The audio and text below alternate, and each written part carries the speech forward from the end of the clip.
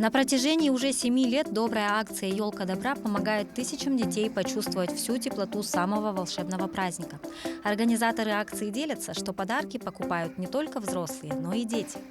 Дети также участвуют в акции, то есть дети помогают детям, прикрепляют открытки свои с пожеланиями, с подарками. Очень радует, что очень много неравнодушных граждан приняли в этом году участие в этой акции. Хочу сказать всем большое спасибо. Конечно же, мимо акции не прошли и ангелы в белых халатах. Коллектив Якутской республиканской клинической больницы дружно пришел и заметно изрядил стройные ряды шаров на елке. Доктора участвуют в акции каждый год с самого начала. Пришли елку добра, чтобы сделать радость нашим детям. Мы понимаем в том, что это Новый год, это детский праздник, наши дети ждут подарки. Сегодня вот я купил мальчику 14 лет, Сергей Подагаев, сноуборд. Я думаю, 14-летнему мальчику это будет самый как раз, занятие спортом, будет спортом заниматься. Не обошли стороной это доброе дело и представители исполнительной власти. Я считаю, что это доброе дело.